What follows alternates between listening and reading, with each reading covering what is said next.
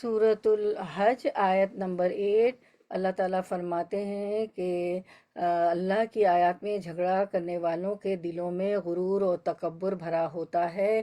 وَمِنَ النَّاسِ مَن يُجَادِلُ فِي اللَّهِ بِغَيْرِ عِلْمٍ وَلَا هُدًى وَلَا کتاب منیر۔ اور اللہ تعالیٰ فرماتے ہیں بعض لوگ اللہ کے بارے میں بغیر علم کے، بغیر ہدایت کے اور بغیر روشن کتاب کے جھگڑتے ہیں۔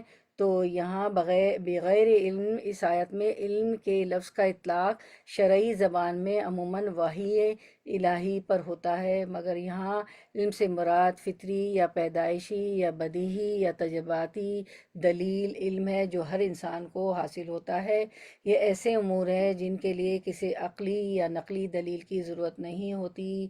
اسی آیت میں سورۃ الحج 8 میں فرمایا ولا ہدن، اور ہدن سے مراد عقلی دلیل ہے۔ مثلا اسی کائنات کا مربوط نظام اس بات کا متقاضی ہے کہ اس کو پیدا کرنے والی اور اسے کنٹرول میں رکھنے والی کوئی مقتدر علیم اور خبیر ہستی ہو، یا یہ کہ ہر چیز کا کوئی بنانے والا ہونا ضروری ہے۔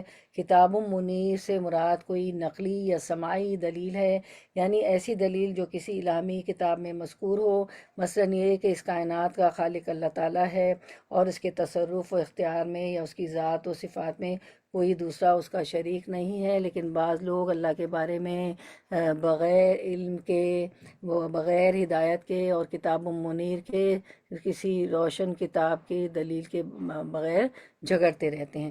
تو انشاءاللہ ہم شروع کرتے ہیں سورۃ الحج آیت نمبر 6 سے۔ اللہ کی آیت میں جھگڑا کرنے والوں کو دلوں میں غرور و تکبر ہوتا ہے۔ سورۃ الحج ہے ہمارا جو ہے جز جو ہے اقتربت الساعہ ہے، تو آیت نمبر ہم جو ہے 6 سے شروع کریں گے۔ نحمدہ ونصلی علی رسولہ الکریم، اما بعد فاعوذ باللہ من الشیطان الرجیم، بسم اللہ الرحمن الرحیم۔ ربی اشرح لی صدری ویسر لی امری واحلل عقدۃ من لسانی یفقہوا قولی۔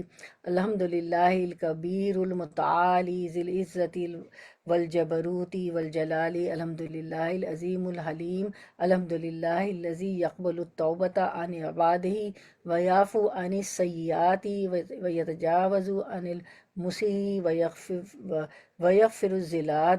لا الہ الا اللہ وحدہ لا شریک لہ، لہ الملک ولہ الحمد بیدہ الخیر وہو علی کل شیء قدیر۔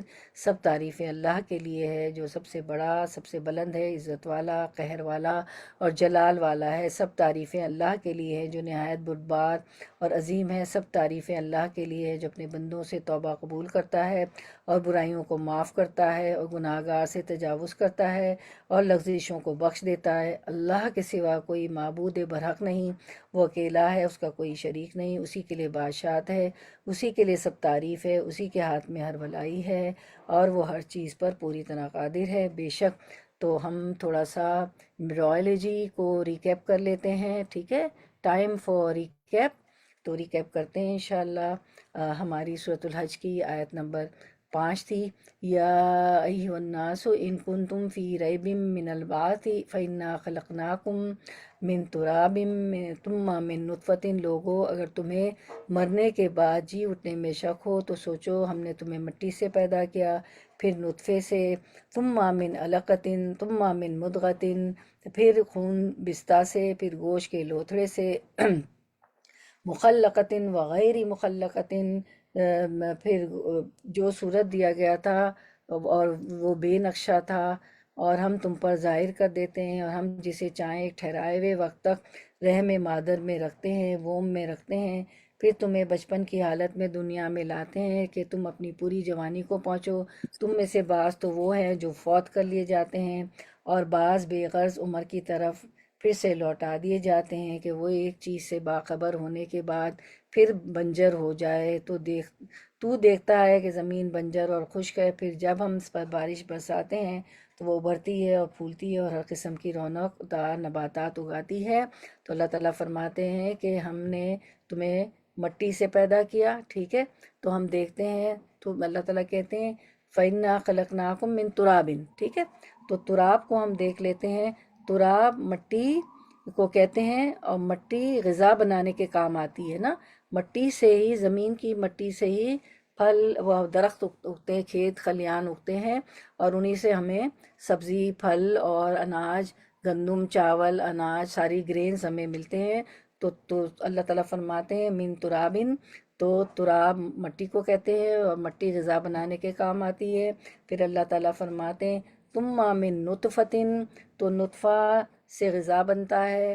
نطفہ کس سے بنتا ہے؟ نطفہ غذا سے بنتا ہے، جو مٹی سے، تراب سے بنی ہوئی غذا، پھل درخت سے جو گرینز اور سب چیزیں کھاتے ہیں، سبزیاں، پھل وغیرہ، تو غذا، تو ہماری غذا سے ہی نطفہ بنتا ہے۔ تو اللہ کہتے ہیں نطفہ، تو نطفہ غذا سے بنتا ہے، اور غذا مٹی سے بنتی ہے، اور مادہ تولید جو رحم مادر میں ٹپکایا جاتا ہے اس کو نطفہ کہتے ہیں، جو میاں بیوی کے ریلیشن سے جو ہے نطفہ ٹپکایا جاتا ہے۔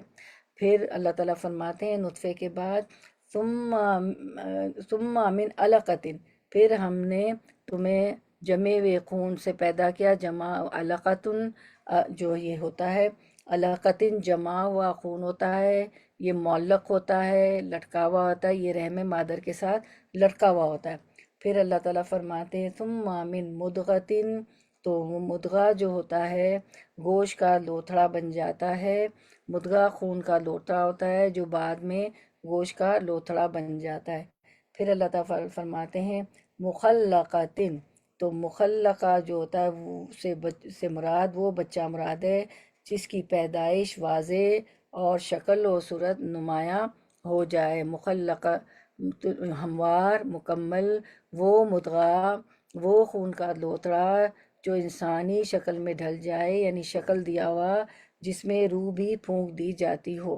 پھر اللہ تعالیٰ فرماتے ہیں آیت میں وغیر مخلقتن، تو غیر اس کے برعکس جس کی شکل و صورت واضح نہ ہو، نہ اس میں روح پھونکی جائے، اور قبل از وقت ہی وہ ساقط ہو جائے۔ غیر مخلقتن، نا مکمل شکل، یہ وہ مدغہ جس میں روح نہ پھونکی جائے، جس میں روح نہ پھونکی گئی ہو۔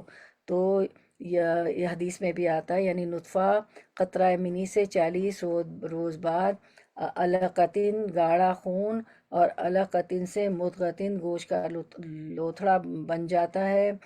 پھر مخلقتن وہ بچہ مراد ہے جس کی پیدائش واضح اور شکل و صورت نمایاں ہو جائے۔ اس کے برعکس غیر مخلقتن، جس کی شکل و صورت واضح نہ ہو، نہ اس میں روح پھونکی جائے، اور قبل از وقت ہی وہ ساقط ہو جائے۔ صحیح حدیث میں بھی رحم مادر کی ان کیفیات کا ذکر کیا گیا ہے۔ مثلا ایک حدیث میں ہے کہ نطفہ 40 دن کے بعد علقہ گاڑھا خون بن جاتا ہے، پھر 40 دن کے بعد یہ مدغہ لوتھڑا یا گوشت کی بوٹی کی شکل اختیار کر لیتا ہے۔ پھر اللہ تعالیٰ کی طرف سے ایک فرشتہ آتا ہے جو اس میں روح پھونکتا ہے۔ 4 مہینے کے بعد نفخ روح ہوتا ہے، اور بچہ ایک واضح شکل میں ڈھل جاتا ہے۔ اسے صحیح بخاری نے روایت کیا۔ سبحان اللہ۔ تو ہم نے biological stages of human creation ہم نے سمجھ لی ساری، جو اللہ تعالیٰ نے 6 لفظ استعمال کیے، انسانی تخلیق کے مراحل ہم نے سمجھ لیے۔ Biological stages of human creation سورۃ الحج آیت نمبر 5 میں کیا ہے؟ فَإِنَّا خَلَقْنَاكُم مِّن تُرَابٍ ثُمَّ مِّن نُطْفَةٍ ثُمَّ مِّن عَلَقَةٍ ثُمَّ مِّن مُضْغَةٍ مُخَلَّقَةٍ وَغَيْرِ مُخَلَّقَةٍ، اے لوگوں ہم نے تمہیں مٹی سے پیدا کیا، پھر نطفے سے، پھر خون بستہ سے، پھر گوشت کے لوتھڑے سے جو صورت دیا گیا تھا اور جو صورت نہیں دیا گیا تھا۔ سبحان اللہ، سبحان اللہ۔ تو یہ 1400 سال پہلے اللہ تعالیٰ نے پوری ایمبریولوجی، جو ہماری بایولوجیکل سٹیجز ہے، انسانی تخلیق کے مراحل ہے، اللہ تعالیٰ نے سورۃ الحج آیت 5 میں بیان فرما دیے تھے۔ سبحان اللہ، سبحان اللہ۔ تو قرآن میں ہر طرح کا علم ہے، سائنس ہے، جغرافی ہے، ہسٹری ہے، اسپیس سائنسز ہے، آج دنیا میں جتنے علوم ہیں سب قرآن میں اللہ تعالیٰ نے ہمیں بتا دیے۔ سبحان اللہ، سبحان اللہ۔ تو چلے اب ہم شروع کرتے ہیں ہمارا آج کا لیسن انشاءاللہ، آیت نمبر 6 سے، ورڈ ٹو ورڈ ٹرانسلیشن۔ ذالکہ، یہ بینا بوجہ اس کے کہ اللہ ہوا وہی الحق حق ہے، وانہ اور انا بے شک ہو وہ، وانہ اور بے شک وہ یحیی وہ زندہ کرتا ہے، الموتى مردوں کو، وانہ اور بے شک وہ علی اوپر کلی ہر شعین چیز کے قدیر خوب قدرت والا ہے۔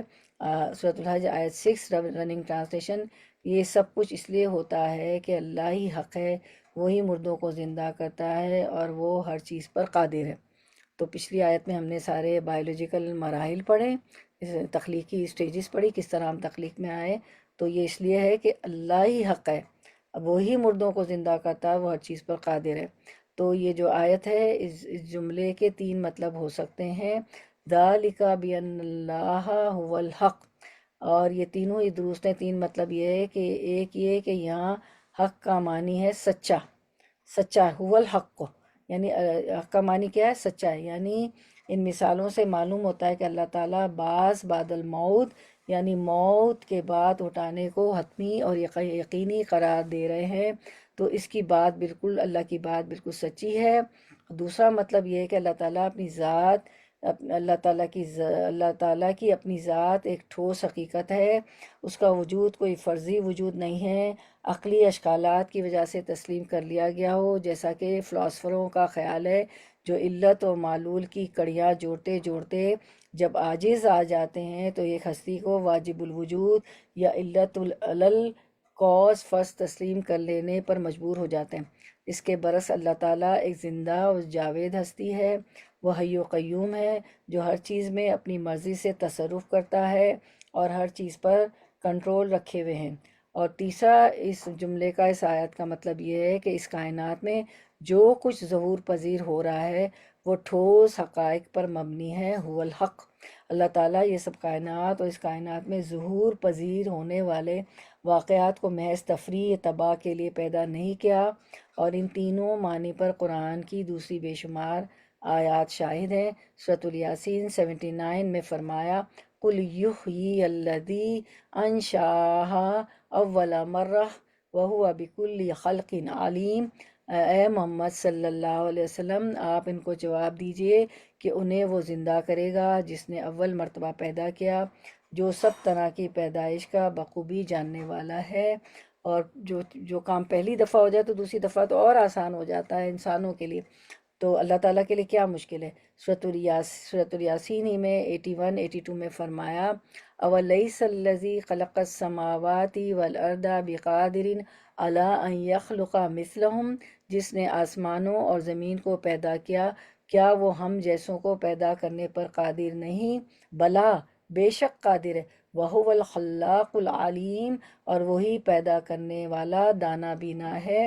پھر اللہ تعالیٰ فرماتے ہیں 82 میں، انما امرہ اذا اراد شیئا ان یقول لہ کن فیکون، اور جب کبھی کسی چیز کا ارادہ کرتا ہے اسے اتنا فرما دینا کافی ہو جاتا ہے کہ ہو جا، تو وہ اسی وقت ہو جاتے ہیں۔ اللہ تعالیٰ کہتے ہیں کن، ہو جا، فتو فیکون، تو وہ چیز اسی وقت ہو جاتی ہے۔ اللہ تعالیٰ کو تو کن فیکون کہنے کی بھی ضرورت نہیں ہے۔ اب ہم دیکھتے ہیں آیت نمبر 7 سورۃ الحج، ورڈ ٹو ورڈ ٹرانسلیشن، آیت 7،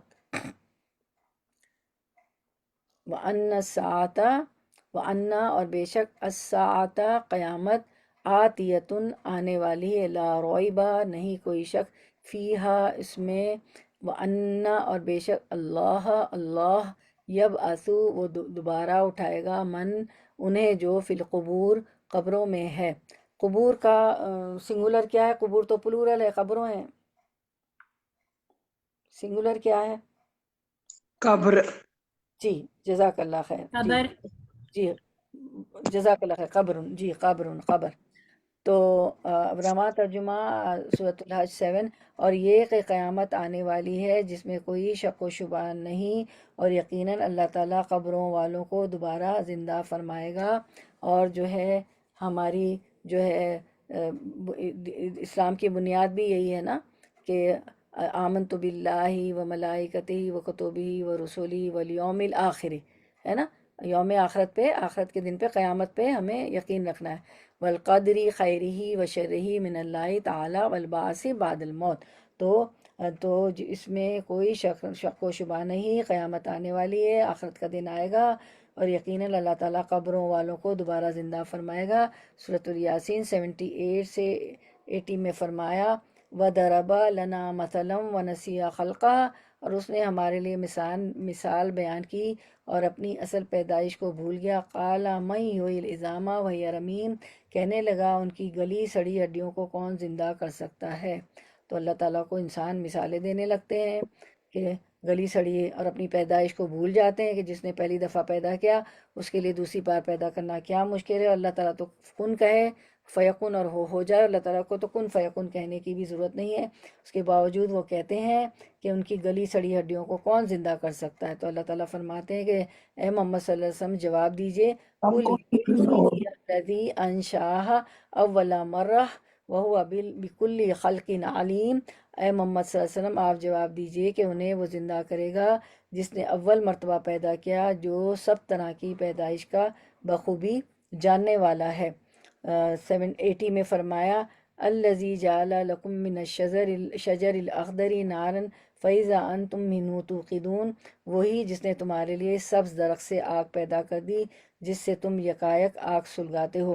کیا ہم درختوں سے آگ پیدا کر سکتے ہیں؟ جب تک اللہ نہ چاہے۔ لکڑیاں جلاتے ہیں، باربیکیو کر رہے ہوتے، کوئلے جلاتے ہیں، اب تو گیس والے آ گئے ہیں، اب تو بہت آسانی ہو گئی ہے باربیکیو کرنا، پکنک جانا، تو یہ سب کون کرتا ہے؟ چاہے سبز درخت ہو، چاہے گیس میں سے ہم آگ جلاتے ہوں، چاہے لکڑی ہو، کون کرتا ہے؟ اللہ تعالیٰ ہی پیدا اس میں آگ جو ہے کی جو ہے خصوصیت پیدا کرتا ہے کہ آگ جلے، تو اللہ ہی ہے جو زندہ کرے گا بوسیدہ ہڈیوں کو مرنے کے بعد دوبارہ۔ آیت نمبر 8 سورۃ الحج، ورڈ ٹو ورڈ ٹرانسلیشن۔ وَمِنَ النَّاسِ اور من وَمِنَ النَّاسِ اور من سے، الناسی لوگوں میں سے کوئی ہے، وَمِنَ النَّاسِ اور لوگوں میں سے کوئی ہے، من جو یجادلو جھگڑا کرتا ہے، جدل جیم دال لام جدل جھگڑا، فی اللہ اللہ کے بارے میں، بغیر علم کے، ولا اور بغیر ہدن ہدایت کے، ولا اور بغیر کتاب منیر روشن کے، کتاب منیر کتاب روشن کے۔ رواں ترجمہ رننگ ٹرانسلیشن 8 اور کچھ لوگ ایسے ہیں جو بغیر علم ہدایت اور روشنی بخشنے والی کتاب کے اللہ کے بارے میں بحث کرتے ہیں، اللہ کے بارے میں گردن اکڑاتے ہوئے بحث کرتے ہیں۔ تو ہم دیکھتے ہیں اس آیت میں کہ وَمِنَ النَّاسِ مَن یُجَادِلُ فِی اللَّهِ بغیر علم، کچھ لوگ ایسے ہیں جو اللہ کے بارے میں بغیر علم کے جھگڑا کرتے ہیں۔ تو علم، اس آیت میں علم کے لفظ کا اطلاق شرعی زبان میں عموماً وحی الہی پر ہوتا ہے۔ آپ نوٹ دیکھیں اسکرین پہ، علم، ہدن اور کتاب منیر ہم دیکھیں گے کہ کیا ہے۔ تو اللہ کی آیت میں جھگڑا کرنے والوں کے دلوں میں غرور و تکبر بھرا ہوتا ہے۔ وَمِنَ النَّاسِ مَن یُجَادِلُ فِی اللَّهِ بِغَیْرِ عِلْمٍ وَلَا هُدًى وَلَا کتاب منیر اور کچھ لوگ ایسے ہیں جو بغیر علم ہدایت اور روشنی بخشنے والی کتاب کے بغیر اللہ کے بارے میں بحث کرتے ہیں۔ وہ کون ہوتے ہیں؟ تکبر کرنے والے ہوتے ہیں، ٹھیک ہے۔ تو ہم دیکھتے ہیں علم، ہدن اور کتاب منیر۔ اس آیت میں علم کے لفظ کا اطلاق شرعی زبان میں عموماً وحی الہی پر ہوتا ہے، مگر یہاں علم سے مراد فطری یا پیدائشی یا بدیہی علم ہے جو ہر انسان کو حاصل ہوتا ہے۔ اور بدیہی علم کیا ہوتا ہے؟ فطری علم، خود بخود سمجھ میں آ جانے والا۔ مثلاً ہمیں پتہ ہوتا ہے کہ آگ جلا سکتی ہے، یہ ایک بدیہی سمجھ، ہمیں پتہ ہے کہ آگ جلائے گی۔ ہم جانتے ہیں کہ دو چیزوں میں ایک اور شامل کر دیں تو دو اور ایک تین ہو جائیں گے، یہ بدیہی علم ہے۔ ہم محسوس کرتے ہیں کہ ہمیں بھوک لگی ہے، یہ بھی بدیہی فطری علم ہے نا، بٹ نیچرل ہے۔ تو مثلاً یہ کہ ہر جاندار کو اپنی زندگی کی بقا کے لیے کھانے پینے کی ضرورت ہوتی ہے، یا یہ کہ دو اور دو چار ہوتے ہیں، یا یہ کہ کل ہمیشہ اپنے جز سے جڑا ہوتا ہے، یا یہ کہ آگ میں جو چیز ڈالی جائے آگ اسے جلا دیتی ہے۔ یہ ایسے امور ہیں جن کے لیے کسی عقلی یا نقلی دلیل کی ضرورت نہیں ہے، یہ بٹ نیچرل ہمیں سب پتہ ہوتا ہے کہ دو اور دو چار ہو جائیں گے۔ نہ ہی کوئی شخص ایسے امور کے لیے دلیل کا مطالبہ کرتا ہے۔ تو یہ ہو گیا علم۔ اب ہے آپ کی آیت میں ولا ہدن، ٹھیک ہے، نمبر 2 ولا ہدن۔ تو ہدا سے مراد عقلی دلیل ہے، مثلاً اسی کائنات کا مربوط نظام اس بات کا متقاضی ہے کہ اس کو پیدا کرنے والی اور اسے کنٹرول میں رکھنے والی کوئی مقتدر، علیم اور خبیر ہستی ہے ہو، یا یہ کہ ہر چیز کا کوئی بنانے والا ہونا ضروری ہے، یا یہ کہ اگر کہیں راستے میں کوئی اونٹ کی مینگنی پڑی ہوئی ہو، اونٹ کی ایکسکریٹ ہو، تو وہ اس بات پر عقلی دلیل ہوتی ہے کہ یہاں سے کوئی اونٹ گزرا ہے۔ اور اب نمبر 3، ولا کتاب منیر، تو کتاب منیر سے مراد یہ آپ کی آیت میں سارا ہے، ٹھیک ہے، اس میں سے ٹرمنالوجی بتا رہی ہوں، بغیر علم ولا ہدن، اب کتاب منیر، کتاب منیر سے مراد کوئی نقلی یا سماعی دلیل ہے، یعنی ایسی دلیل جو کسی الہامی کتاب میں مذکور ہو۔ الہامی کتابیں کون سی ہوتی ہیں؟ اللہ کی طرف سے آئی ہوئی، مثلاً یہ کہ اس کائنات کا خالق اللہ تعالیٰ ہے اور اس کے تصرف و اختیار میں یا اس کی ذات و صفات میں کوئی دوسرا اس کا شریک نہیں، اور قرآن کریم اور احادیث ایسے سمعی یا نقلی دلائل سے بھرے ہوئے۔ سمعی کہتے ہیں سین میم عین، سما، سننا، سننا، ٹھیک ہے۔ اب جو لوگ اللہ کی ذات یا اس کے اختیارات یا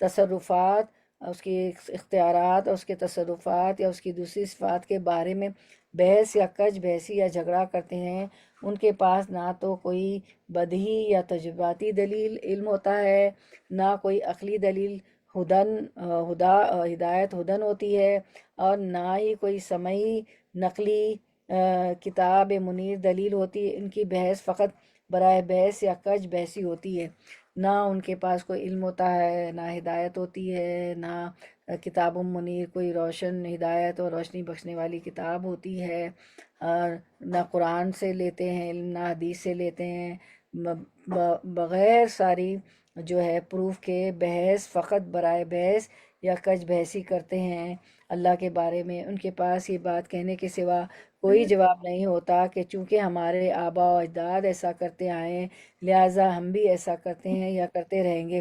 عثمہ جی آپ میوٹ کر دیں، کسی کے گھر سے آوازیں آ رہی۔ اور ظاہر ہے کہ یہ دلیل کوئی قسم نہیں، اور اس جواب کا حاصل یہی ہے کہ اگر بزرگوں نے گمراہی کی راہ اختیار کی تھی تو ان کی یہ گمراہی نسلاً بعد نسل ان کی اولاد در اولاد میں منتقل ہوتی چلی جائے۔ ان لوگوں کا اس جھگڑے سے اصل مقصد یہ ہوتا ہے کہ دوسرے لوگوں کو بھی ایمان و یقین سے راہ سے دور رکھیں اور اپنی طرح ان کو بھی گمراہ کر کے چھوڑ دیں۔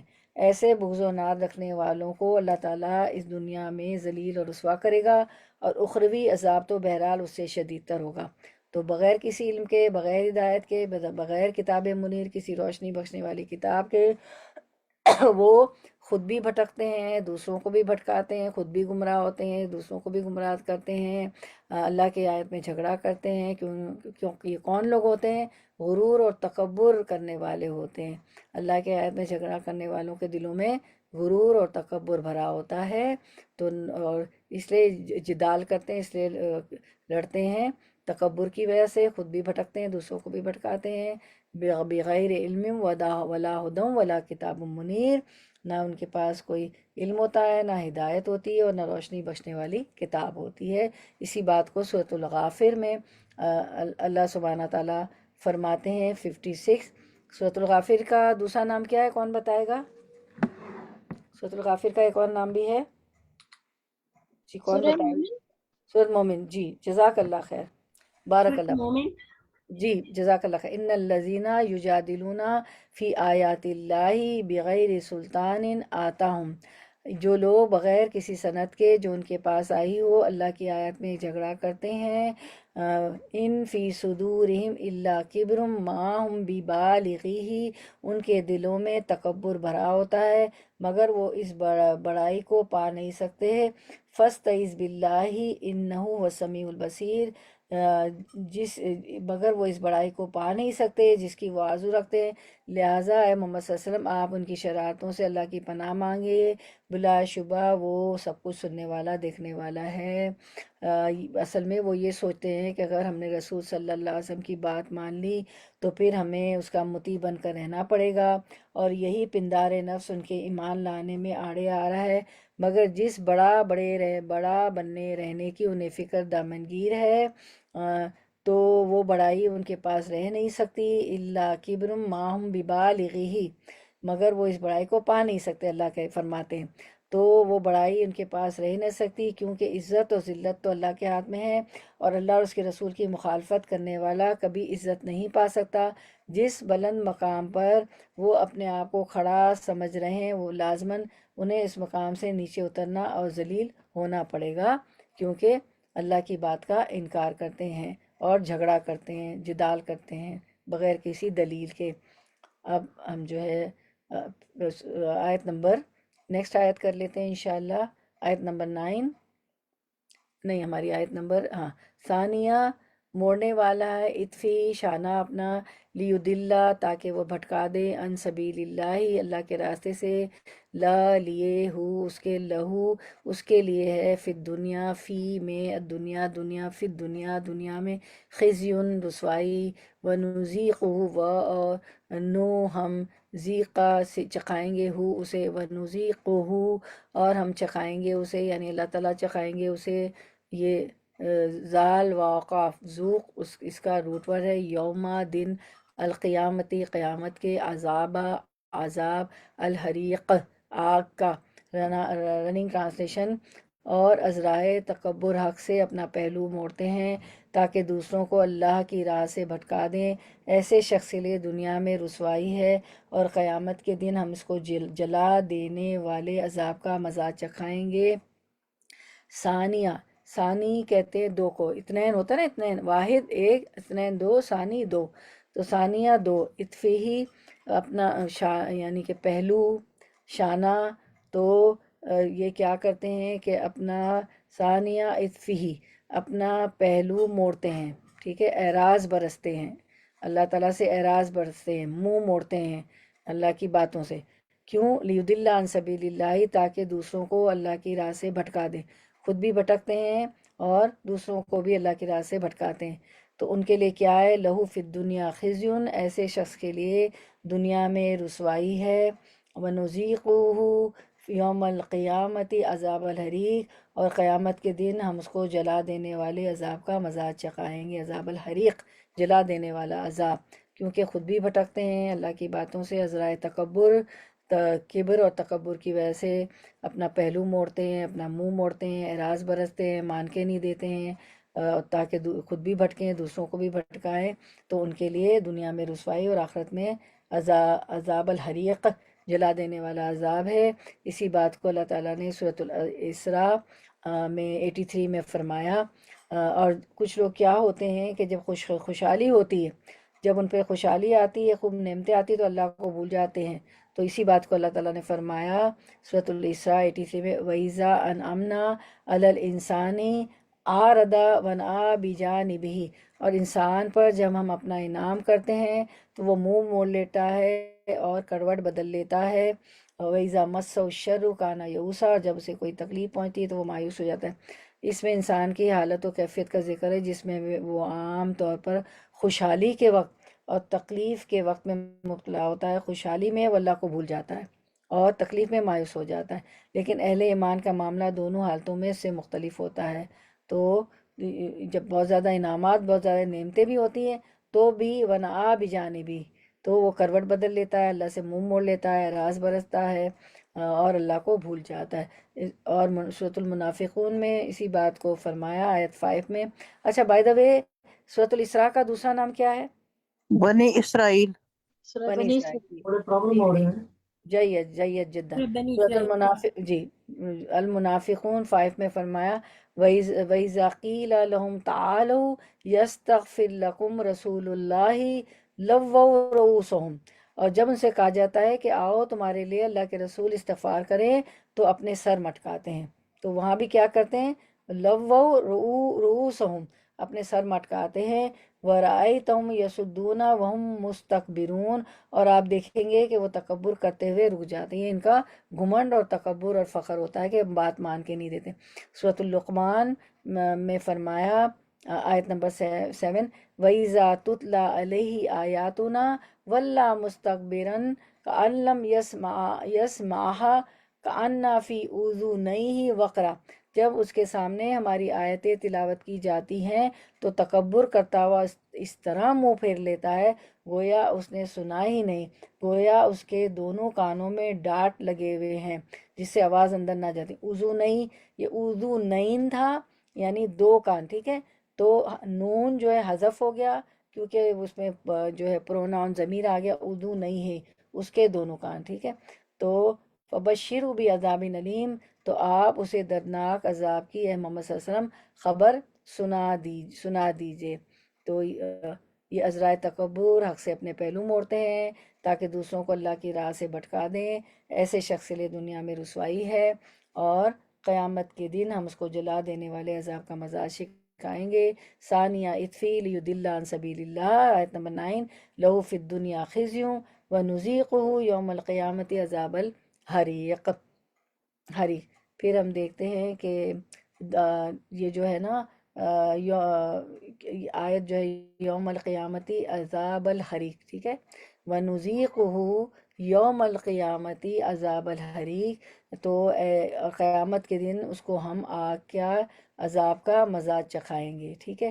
تو دنیا کی آگ دوزخ کے آگ کے 70ویں حصوں میں سے ایک ہے۔ آپ صلی اللہ علیہ وسلم نے عرض کیا کہ دنیا کی آگ جو ہے دوزخ کی آگوں میں سے 70 حصوں میں سے ایک ہے۔ تو صحابہ نے فرمایا اللہ کے رسول صلی اللہ علیہ وسلم جلانے کو تو یہی آگ کافی تھی، آپ نے فرمایا دوزخ کی آگ کو دنیا کی آگ سے 69 ڈگری بڑھا دیا گیا ہے، ہر ڈگری دنیا کی آگ کے برابر ہوگی۔ دوزخ کی آگ کتنی بڑی ہوئی ہے جہاں ان کو جلایا جائے گا جو منہ موڑتے ہیں؟ 69 ڈگری بڑھا دی گئی ہے دنیا کی آگ سے، اور دنیا کا جو 69 میں سے ایک 70واں حصہ جو اس کو بھی 2 بار پانی میں ڈبویا گیا، پھر بھی کتنی وہ تیز ہے کہ ہم جل جاتے ہیں۔ وہاں آپ سوچیں کہ 69 ڈگری 69 ڈگری زیادہ آگ ہوگی دوزخ کی۔ تو ابو ہریرہ رضی اللہ عنہ بیان کرتے ہیں کہ رسول اللہ صلی اللہ علیہ وسلم نے فرمایا 2 سور پھونکنے کا عرصہ 40 ہوگا۔ حضرت ابو ہریرہ رضی اللہ عنہ سے ان کے شاگردوں نے پوچھا کہ 40 دن؟ ابو ہریرہ رضی اللہ عنہ نے فرمایا کہ میں یہ نہیں کہتا۔ انہوں نے استفسار کیا 40 ماہ؟ حضرت ابو ہریرہ رضی اللہ عنہ نے جواب میں فرمایا میں یہ نہیں کہتا۔ انہوں نے پوچھا 40 سال؟ ابو ہریرہ رضی اللہ عنہ فرماتے کہ میں یہ بھی نہیں کہتا۔ یعنی ابو ہریرہ رضی اللہ عنہ بھول گئے کہ نبی صلی اللہ علیہ وسلم نے کتنی مدت بتلائی تھی۔ اس کے بعد اللہ تعالیٰ بارش نازل فرمائے گا، لوگ یوں اگیں گے جس طرح انگوری اگتی ہے۔ آپ صلی اللہ علیہ وسلم نے فرمایا انسان کی دمچی کے علاوہ ہر چیز بوسیدہ ہو جائے گی، قیامت کے دن اسی سے تمام اعضاء کو جوڑا جائے گا۔ اسے صحیح بخاری نے روایت کیا یوم ینفخ فی الصور فتاتون افواجا، دمچی سے مراد اس کا کوئی خاص ذرہ ہے جو محفوظ رہتا ہے۔ تو ہم جو ہے ٹیل بون دیکھ لیتے ہیں، ہر چیز جو ہے قبر کے اندر آپ کو پتہ ہے گل سڑ جائے گی سوائے ٹیل بون کے، اس کو عجب الزمبی کہا گیا، دمچی کی ہڈی، ٹھیک ہے؟ یہ صرف جو ہے رہ جائے گی، اسی سے اللہ تعالیٰ جو ہے قیامت کے دن تمام اعضاء کو جوڑیں گے، تو یہ رہ جاتی ہے۔ ابھی تھوڑے دنوں پہلے ایک واقعہ ہوا، میرے نندوئی کا انتقال ہو گیا، تو جو ہے کچھ قبرستان ہمارا میری ساس کی سسر کی طرف سے پی سی ایچ ایس میں ہے کراچی کے، جو لوگ کراچی کے وہ لوگ جانتے ہوں گے، گورا قبرستان کے جس کو پی سی ایچ، تو وہاں جو ہے میری نند کو کینسر میں انتقال ہو گیا تھا بہت عرصے پہلے، یہ دمچی کی بات کر رہی ہوں۔ تو اب اس میں جگہ نہیں ہے، ایک آدھ جگہ تھی اس میں بھی میری ساس اور وہ کچھ لوگ ڈال دیے گئے، تو کسی مولوی سے فتویٰ لیا تو انہوں نے کہا کہ ہاں جو ہے اس قبر میں ڈال سکتے ہیں نا دوبارہ سے کسی بھی مرنے والے کو۔ تو میرے نندوئی کو میری نند کی جب قبر کی طرف ڈالا گیا تو وہاں پہ صرف یہ جو ہے دمچی کی ہڈی عجب الزمبی ملا، ٹیل بون۔ آپ دیکھیں مطلب جب قرآن میں کہہ دیا تو بات کتنی سچی، اور یہ بہت جگہ آپ دیکھیں گے، یہ تو میں آپ کو گھر کا واقعہ بتا رہی ہوں بالکل۔ تو یہ حصہ بچ جاتا ہے، باقی سب کچھ بوسیدہ۔ جو یہ کہہ رہے تھے نا اعتراض کرتے ہیں جو ہے کافر لوگ کہ کیا مرنے کے بعد جب ہماری ہڈیاں بوسیدہ ہو جائیں گی دوبارہ اٹھائے جائیں گے؟ تو سب بوسیدہ ہو جاتا ہے، کچھ بھی نہیں ہوتا وہاں، صرف یہ جو ہے دمچی کی ہڈی عجب الزمبی ٹیل بون ملتی ہے. اسی پر اللہ تعالیٰ تمام اعضاء کو قیامت کے دن جوڑیں گے. سبحان اللہ. چلیں آپ نے دیکھ لیا ٹیل بون. اب ہم آگے دیکھتے ہیں کہ اللہ تعالیٰ فرماتے ہیں قیامت کو جھٹلانے، ہماری آیت جو ہے قیامت کو جھٹلانے والا حقیقتاً اللہ تعالیٰ سے ایک جھگڑا کرتا ہے. قیامت کو جھٹلانے والے کے پاس عقلی و نقلی دلیل نہیں ہوتی. ابھی آپ نے بہت ڈیٹیل میں پڑھا عقلی نقلی دلیل اسی آیت کے پچھلی آیت میں. قیامت کو جھٹلانے اور لوگوں کو اللہ کے راستے سے روکنے والے کے لیے جلا دینے والا عذاب ہوگا. عذاب الحریق آپ کے سامنے آیت ہے. قیامت کے منکر کو عذاب. سورۃ الحج 9 میں فرمایا ابھی جو ہم پڑھ رہے ہیں قیامت کو جھٹلانے اور لوگوں کو اللہ کے راستے سے روکنے والوں کے لیے جلا دینے والا عذاب ہوگا. سورۃ الروم 16 میں فرمایا اللہ کی آیات کے ساتھ کفر کرنے والے اور قیامت کو جھٹلانے والے عذاب میں مبتلا کیے جائیں گے. سورۃ الفرقان 11 میں فرمایا قیامت کو جھٹلانے والوں کے لیے آگ کا عذاب ہے. تو ہم دیکھتے ہیں کہ اللہ کے راستے سے کون لوگ بھٹکاتے ہیں، جو فخر کرتے ہیں، غرور کرتے ہیں.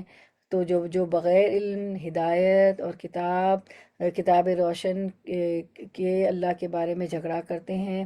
یہ کون لوگ ہوتے ہیں جو بھٹکاتے ہیں؟ جو بغیر علم، ہدایت اور روشن کتاب کے اللہ کے بارے میں جھگڑا کرتے ہیں. وَمِنَ النَّاسِ مَن يُجَادِلُ فِي اللَّهِ بِغَيْرِ عِلْمٍ وَلَا هُدًى وَلَا كِتَابٌ مُنِيرٌ. اور ان کا انجام کیا ہوگا؟ ان کا انجام دنیا میں رسوائی ہوگی. لَهُ فِي الدُّنْيَا خِزْيٌ. اور آخرت میں قیامت کے دن ان کو اللہ تعالیٰ جلنے کا مزہ چکھائیں گے. تو اللہ تعالیٰ نے فرمایا وَنُذِيقُهُ يَوْمَ الْقِيَامَةِ عَذَابَ الْحَرِيقِ. ٹھیک ہے، تو یہ خلاصہ تھا کہ کون لوگ اللہ کے راستے سے بھٹکاتے ہیں اور ان کا انجام کیا ہوگا. تو آپ کا Q&A ہے. تو 8 اور 9 کا ٹوگیدر، کون لوگ اللہ کے راستے سے بھٹکاتے ہیں اور ان کا کیا انجام ہوتا ہے؟ جی کون بتائے گا؟ 8 اور 9 دونوں آیت کا ملا کے ہے. بسم اللہ.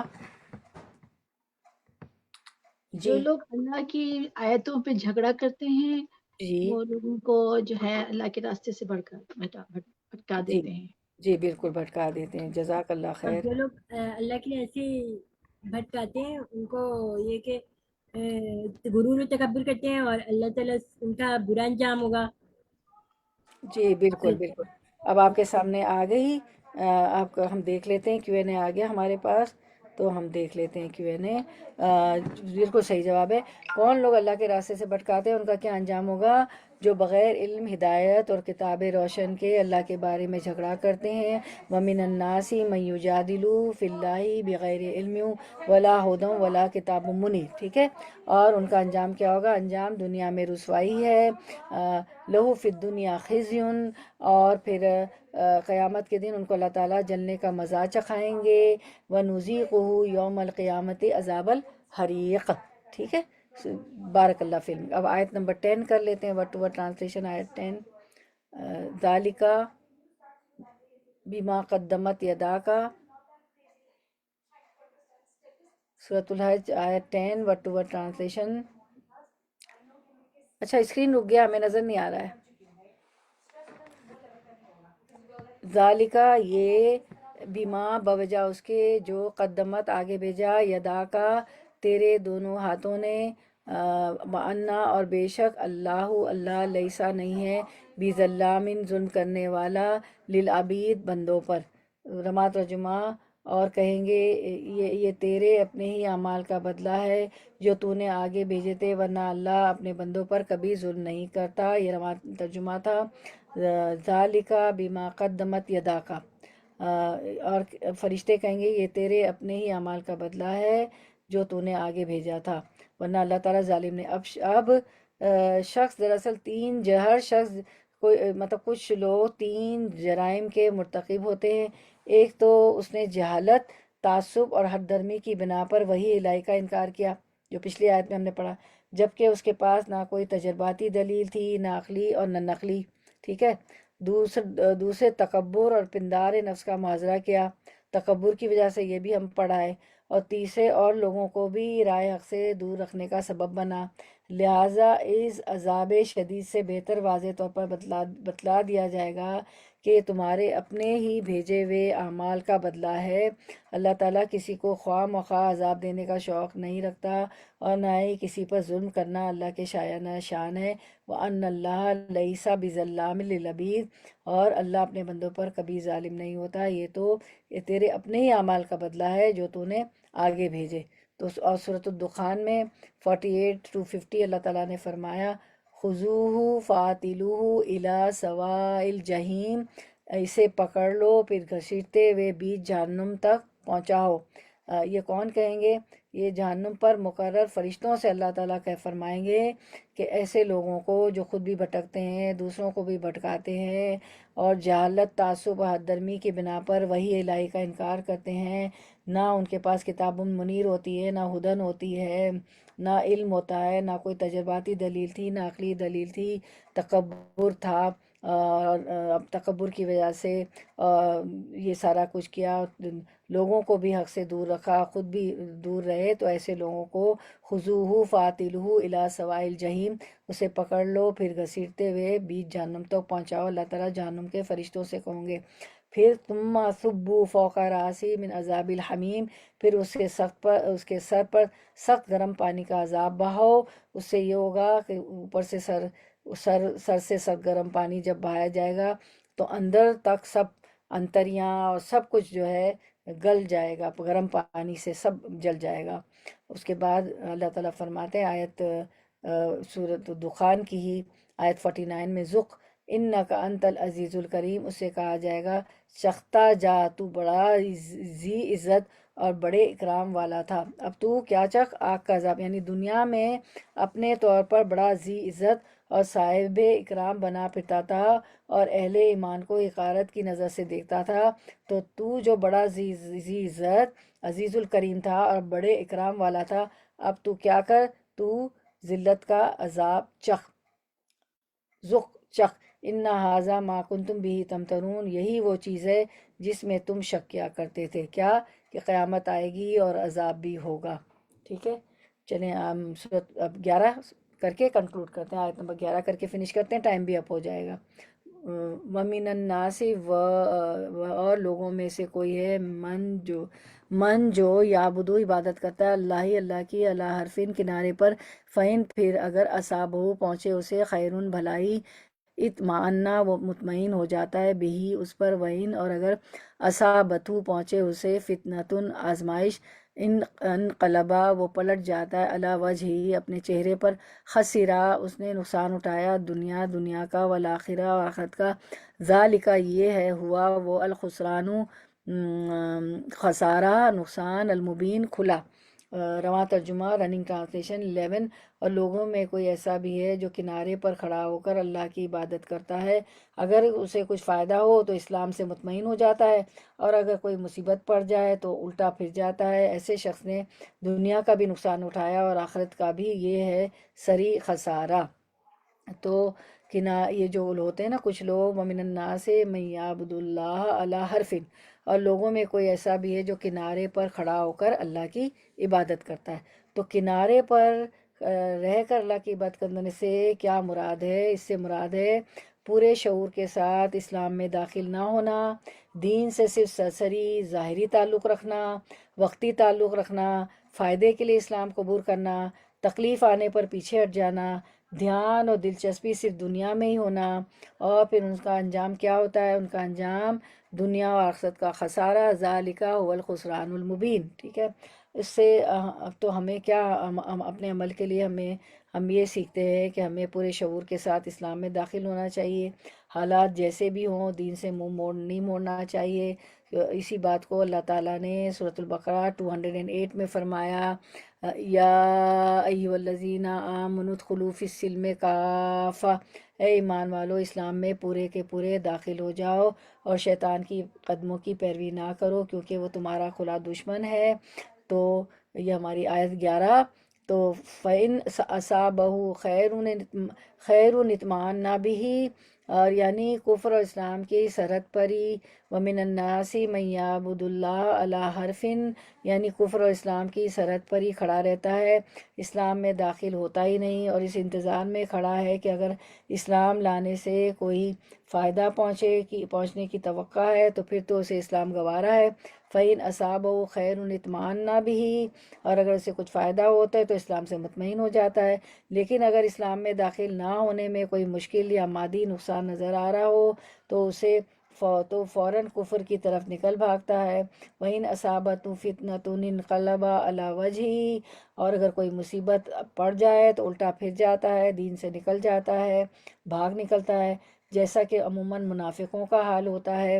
تو گویا ایسے لوگوں کا مطمع نظر صرف مادی فائدے ہوتے ہیں، وہ مٹیریلسٹک ہوتے ہیں، کوئی دنیاوی مادی فائدے ہوں تو دین میں رہتے ہیں، وہ جس طرف نظر آئے ادھر ہی لڑک جاتے ہیں۔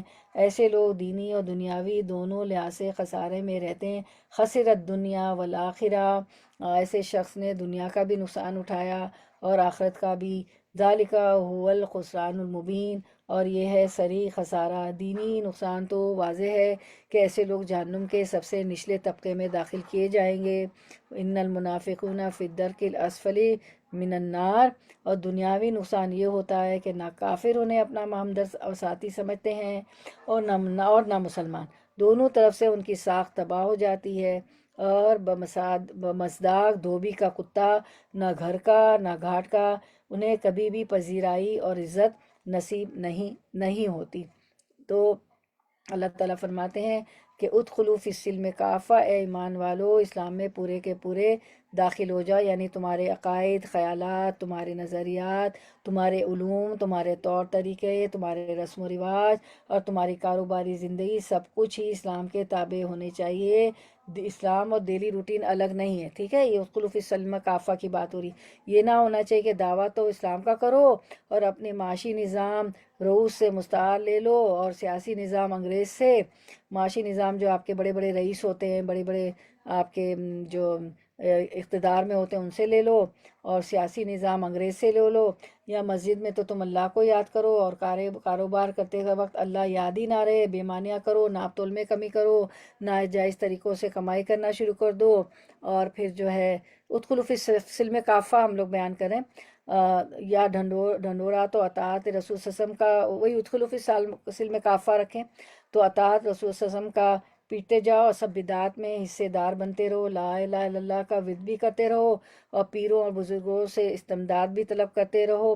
غرض یہ کہ تمہاری زندگی کا ہر پہلو اسلام کے تابع اور اللہ اور اس کے رسول کی اطاعت میں گزرنا چاہیے، اور اگر اپنے آپ کو پورے کا پورا اسلام کے تابع نہیں بناؤ گے تو اسی کا نام شیطان کے قدموں کی پیروی ہے، جو ہر وقت تمہارے ایمان پر ڈاکہ ڈالے، تمہیں غلط گمراہ کن عقائد میں مبتلا اور برے کاموں کو خوشنما بنا کر ان پر آمادہ کرنے کے لیے مستعد رہتا ہے۔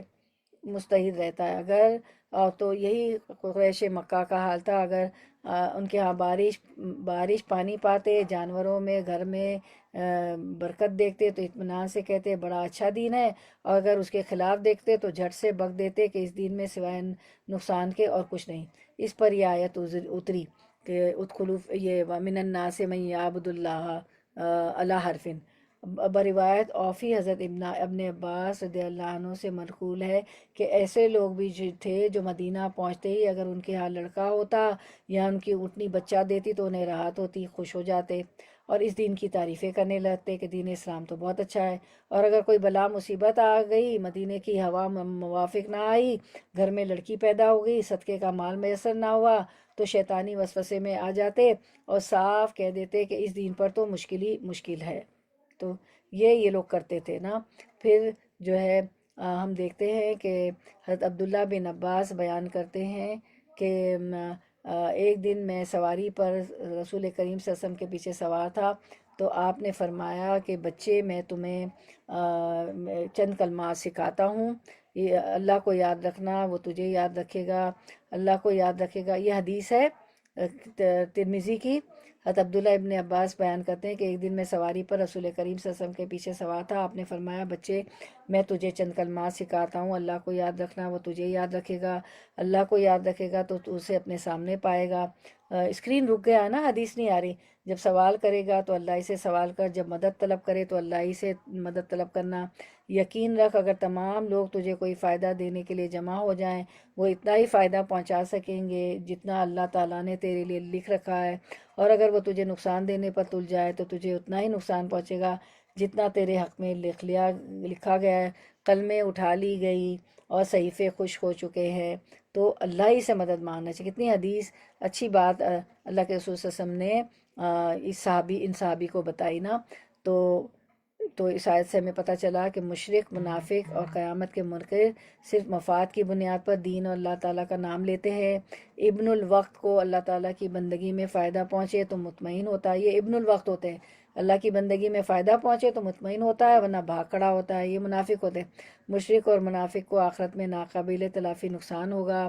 اور اب ہم دیکھتے ہیں دنیا اور آخرت میں نقصان پانے والے لوگ کون لوگ ہیں۔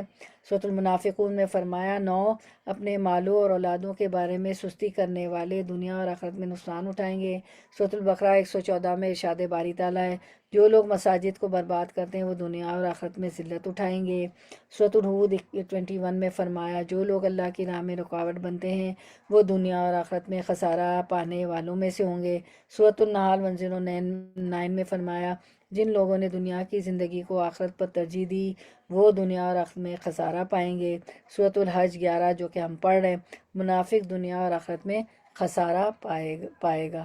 تو اب ہم جو ہے ایک Q&A ہے اس کا جواب دے دیں، پھر ہم اس کا فنش کرتے ہیں۔ تو کنارے پر رہ کر اللہ کی عبادت کرنے سے کیا مراد ہے اور اس کا انجام کیا ہوتا ہے، اس سے آپ نے اپنے عمل کے لیے کیا سیکھا؟ جی کون بتائے گا؟ کنارے وہ لوگ اپنے فائدے کے لیے دیکھتے ہیں، مطلب جہاں فائدہ ہوتا ہے تو اسلام کی باتیں اپنا لیتے ہیں، اور جہاں جب دیکھتے ہیں کہ ان کو فائدہ حاصل ہو گیا اس کو جب پھر جاتے ہیں، ان کا دین مطلب کوئی پکا نہیں ہوتا، پھر واپس چلے جاتے ہیں، پھر خسارے میں رہتے ہیں۔ اللہ تعالیٰ پھر ایسے لوگوں کو تو منافق اس میں جمٹ میں داخل کر دیتا ہے۔ جی بالکل، بارک اللہ فی المی۔ دوسرے لوگوں سے بھی لیتی لیکن ٹائم اپ ہو گیا، جلدی سے مغربی ہونے والی ہے، جلدی سے دیکھ لیتے ہیں۔ کنارے پر رہ کر اللہ کی عبادت، جزاک اللہ خیر، کنارے پر رہ کر اللہ کی عبادت کرنے سے کیا مراد ہے؟ اس سے مراد ہے پورے شعور کے ساتھ اسلام میں داخل نہ ہونا، دین سے صرف سرسری ظاہری تعلق رکھنا، وقتی تعلق رکھنا، فائدے کے لیے اسلام قبول کرنا، تکلیف آنے پر پیچھے ہٹ جانا، دھیان اور دلچسپی صرف دنیا میں ہی ہونا۔ تو اس کا انجام کیا ہوتا ہے؟ انجام دنیا اور آخرت کا خسارہ ہے، ٹھیک ہے، دنیا اور آخرت کا خسارہ ہوگا۔ پھر اس کے بعد اور ہم نے اپنے عمل کے لیے یہ سیکھا مجھے پورے شعور کے ساتھ اسلام میں داخل ہونا ہے، حالات جیسے بھی ہوں دین سے منہ نہیں موڑنا۔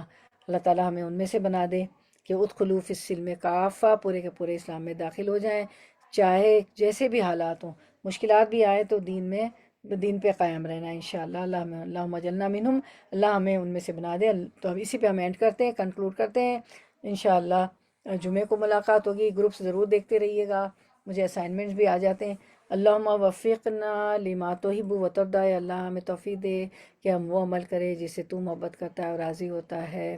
ربنا تقبل منا انک انت السمیع العلیم وتب علینا انک انت التواب الرحیم۔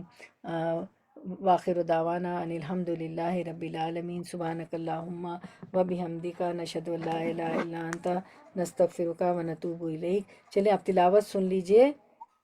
ذلك بأن الله هو الحق وأنه يحيي الموتى وأنه على كل شيء قدير وأن الساعة آتية لا ريب فيها وأن الله يبعث من في القبور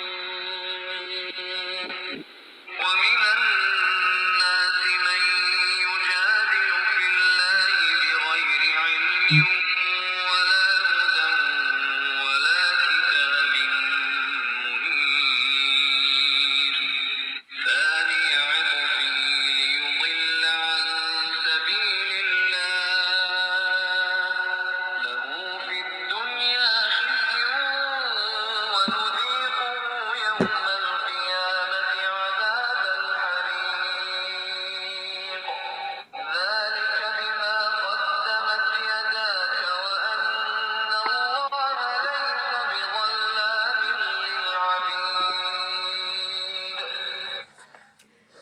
انشاءاللہ جمعے کو ہمارا ایک ٹاپک ہے، مس نہیں کیجیے گا، کچھ بہنیں چلی گئی ہیں تو ٹاپک ہوگا، چلے میں اینڈ کرتی ہوں۔